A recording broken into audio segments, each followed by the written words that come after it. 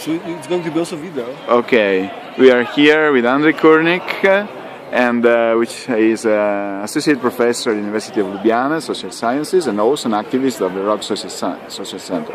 So, Andrej, you had a very intense movement here in Ljubljana and Maribor, in the whole country, in Slovenia, and the uprisings, no? So we already heard, we have read about it, but what is interesting now is after these movements, so what's the situation here, and what are the perspectives, what you learned, what do you think about how you can see the situation?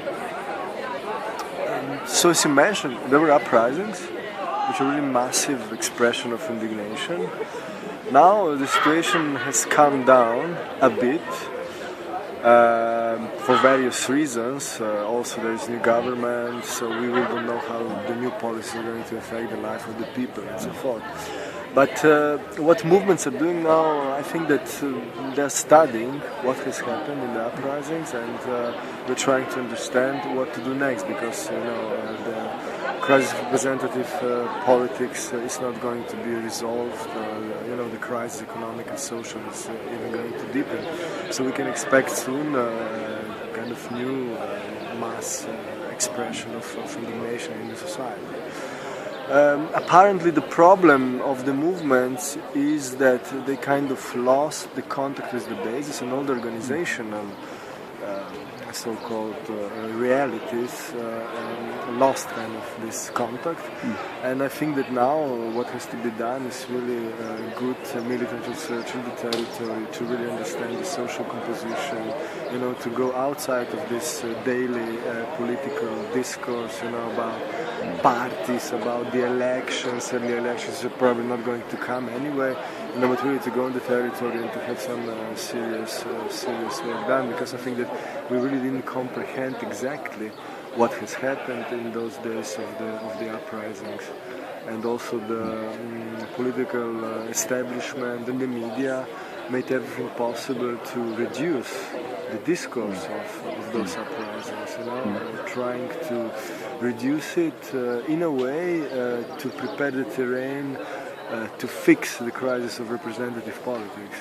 So of course now what is in, and this is what we were discussing on the HubMeeting, is what are the forms of autonomous struggle, what are the possible forms of self-organization, about the common welfare, about the practices, social practices we have to produce, but also we have to be able to read on the territory and make out of them political processes. And I think that such HubMeeting is kind of a learning process, learning experience for all of us, trying to understand how to build common language upon really heterogeneous social composition of those uprisings, and how to establish common ground, common denominators or common notions that would allow us to do really, let's say, continental, transnational movement. Well, yeah, in fact, that meeting is explicitly European. So why European, in fact? Well, I think that, we agree that European space is really important. Transnational space is really important for the struggle, and also, to build another society and another world. For us, it's also important because those uprisings tend, to be kind of nationalized, trying to seek the national solution. Then you have all kinds of problems when it comes to the nationalization of the uprising. We have this abstract discourse on unity, on homogenization. Have the political space basically becomes exclusive. It becomes closed. And for this reason, for us to understand transnational space, not something that is inclusive, that is expansive, that makes possible for us not only to express all the contradictions and the social practices of resistance exist, but also to produce new.